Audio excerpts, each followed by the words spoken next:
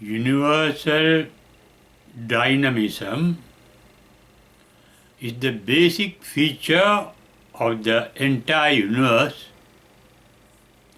and every item in it. Dynamism means being active. Being active means being in motion, moving in time.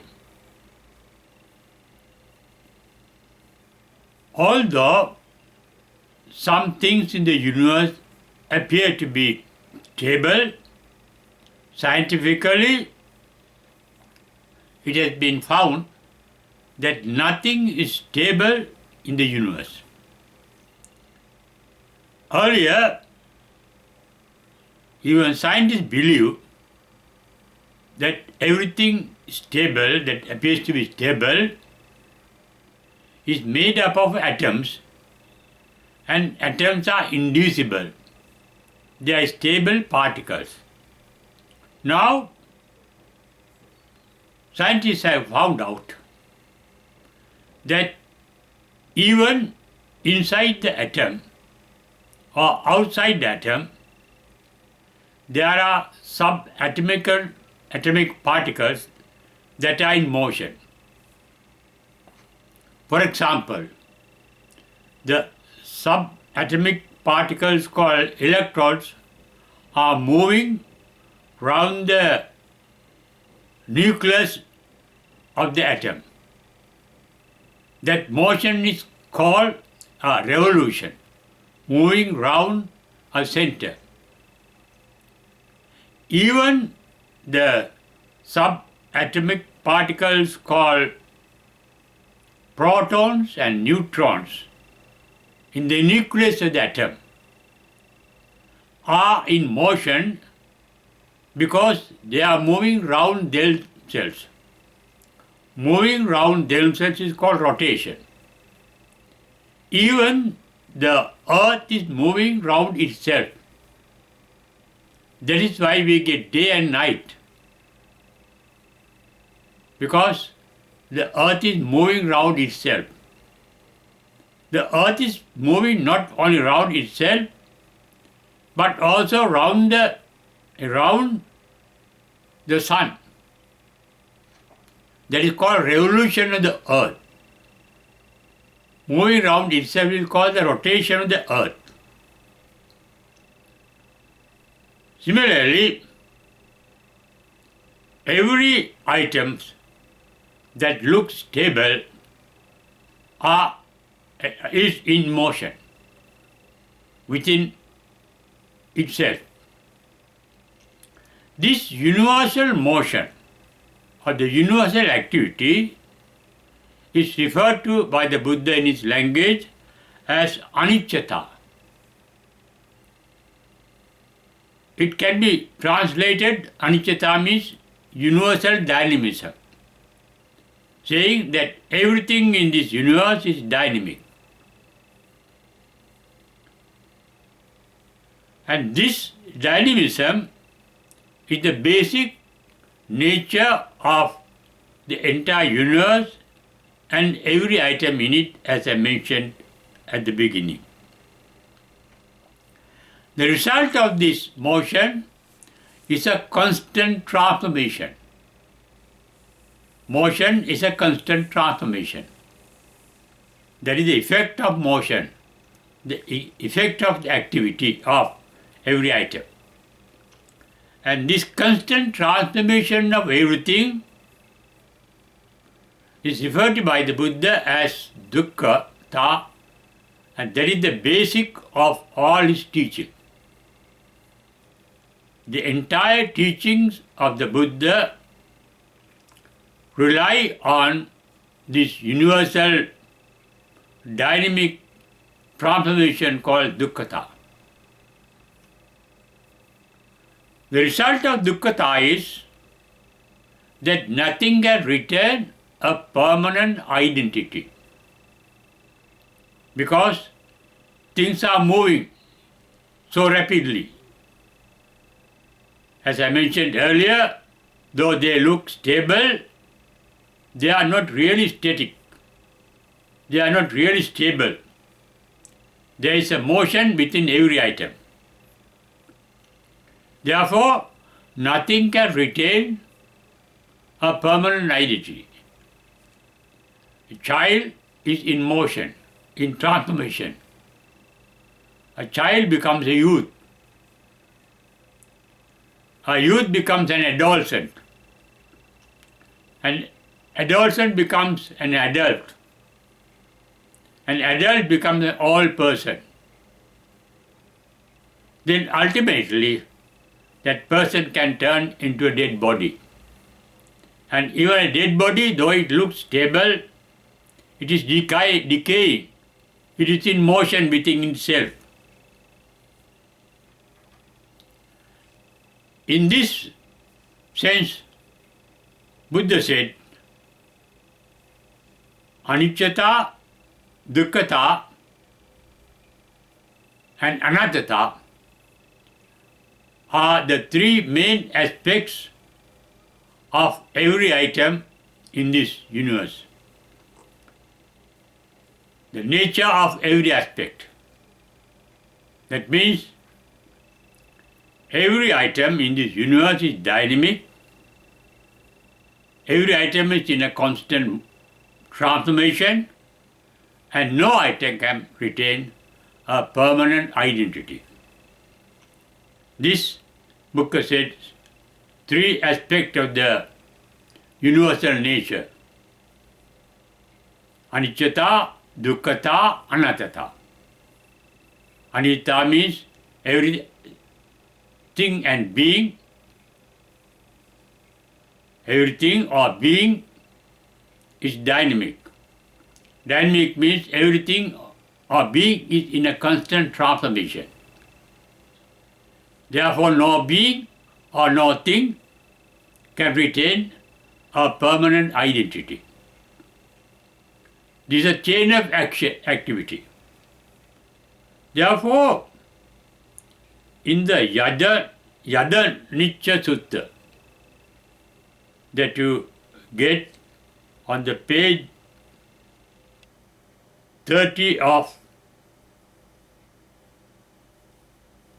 the volume 3 of Samyutta Nikaya, there is a saying of the Buddha, Yadaniccam tan dukkham yan dukkham tadanatta.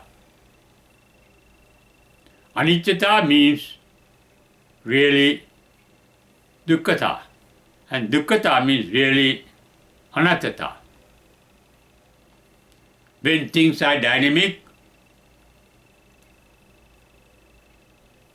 things are getting constantly transformed, and therefore nothing can retain a permanent identity. These are the three basic aspects of everything and being in this universe. Aniccata called dynamism, dukkhata called transformation, and anattata meaning the non-retainability of a permanent identity of anything or any being. Once this reality of the nature, this reality of everything and every being in this nature is realized, one becomes devoid of attachment and resentment, resulting from the ignorance of the reality of the nature and every item created by the nature. And this is called enlightenment. Without knowing the reality of the real nature of the nature, we remain in the darkness of ignorance. The dawn of light, the insight of wisdom, enlightenment, dawn of light means seeing the reality. Once this is realized not as an idea, not as a concept, but as a reality, actual reality that can be experienced constantly. once become devoid of attachment, resentment, and ignorance. That means one is not attached to anything or being. Non-attachment is called vitaraga. Attachment is called raga. Non-attachment is called vitaraga. Once one is not attached to anything or being, one would not resent anything or being. We resent things we dislike, and we like means we get attached to things. We dislike things means we repulse things. We resent things and beings. When we realize the reality through that result in the extinction of attachment, resentment, and ignorance, one get rid of one's own self-identity called I or myself. In the above discourse called Yadanicca Sutta, which I referred to earlier, in the volume 3 of Samyutta Nikaya at page 38, Buddha said once one becomes enlightened, he realizes netham mama nesohamasmi. There is nothing that can be called I, because nothing can retain a permanent identity called I. Netham mama. Mama means I. Nesohamasmi. There is nothing that can be called mine, because everything is changing. Everything is in a flux, in a transformation. Realization of netham mama nesohamasmi. That there is no I, and there is nothing or no being that can be called mine. Once one becomes aware of the actual nature of the nature, actual reality of the nature, and such a being is called an enlightened one. Being enlightenment means the realization of the universal dynamism. The effect of the universal dynamism is called transformation. The result of the transformation called non-identity of anything or any being.